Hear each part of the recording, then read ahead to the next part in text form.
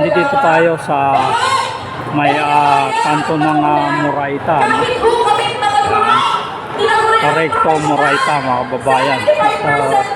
Hindi dito nagtipon-tipon yung ating mga kababayan. Hindi po nakabuhay ang sahod. Ano pa po ang nakasama ng ordinaryong manggagawang Pilipino?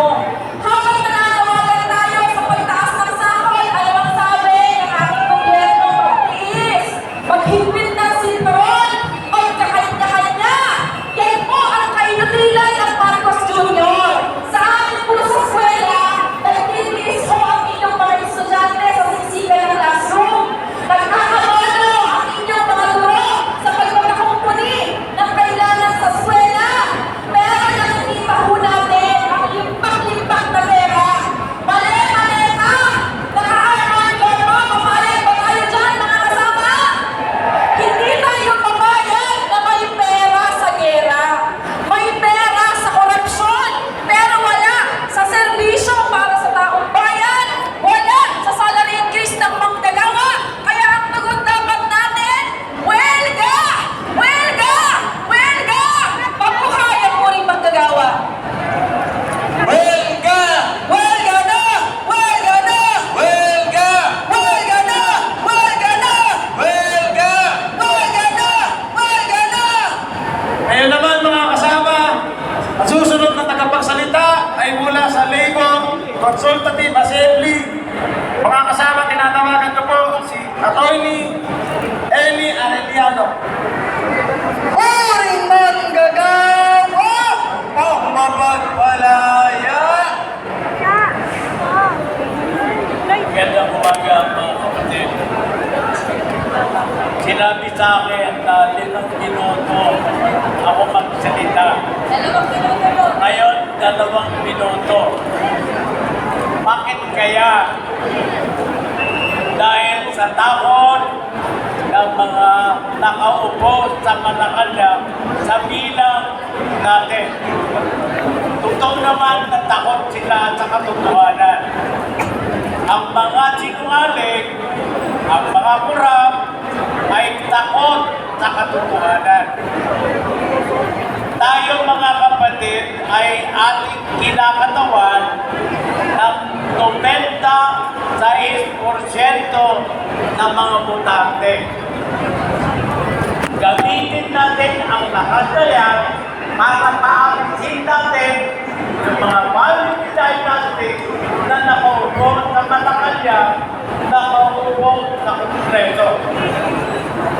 Ang natakot-takot Ito na, napuno na itong recto, mga kababayan. Yan ang Nicanor Street. Ito po yung kanto ng Moraita. ng Executive Department at tinapuhan ng Kongreso.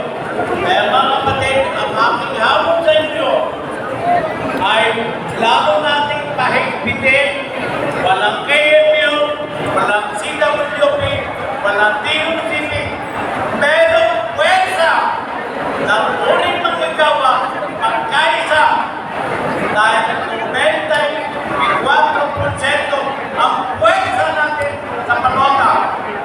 Kailangan panahon na pagsingin natin ang kasalukuyang nakaupo sa Malacanang at sa Kongreso. Takot sila, nandunong kami na una na kami doon. Merong harap ng kinatawan o 1 minuto rapat.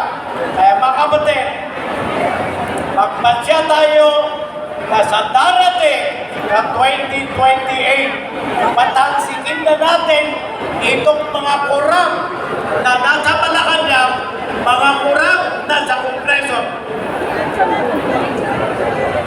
Okay ba kayo, kapatid? Mahina. Okay ba kayo na patalsikin natin ng mga kurang? Ito po ay ang grupo ng manggagawa. Aming puwersa na itong mga Ang kababayan. kinatawan natin ang nakaupo sa Malacanang. Okay kayo? Yaman ang taas! Galing sa baba! Yaman ang taas! Galing sa baba! Yaman ang taas! Galing sa baba! Morning bang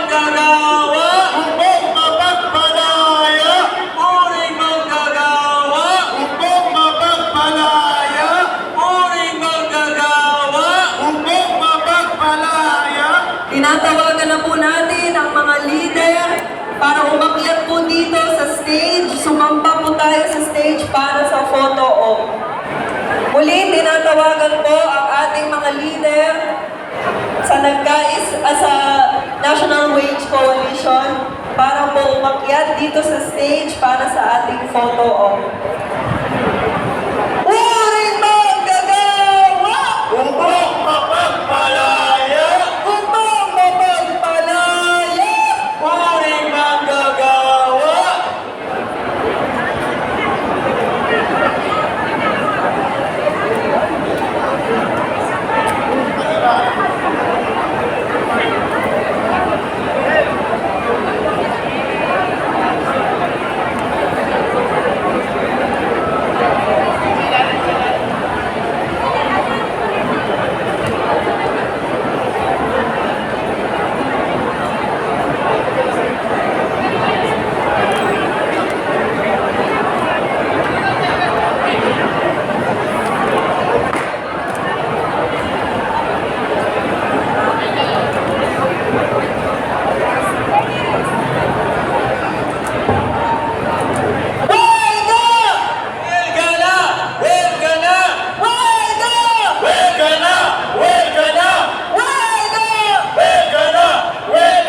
Itaas po natin ang ating mga kamao!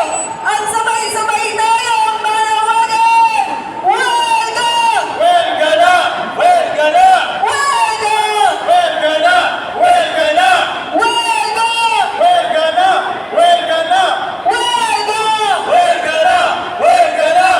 Sa bilang ng tatlo, sama-sama nating wasakin ang mga mahirap sa manggagawa! Tatlo! Dalawa! Isa! Ayan, pinagpupunit-punit yung tarpaulin. At ayan, yung hodyat nila. Ayan, galit na yung ating mga kababayan. Taong bayan na ito, mga kababayan. Grupo ng mga labor group to.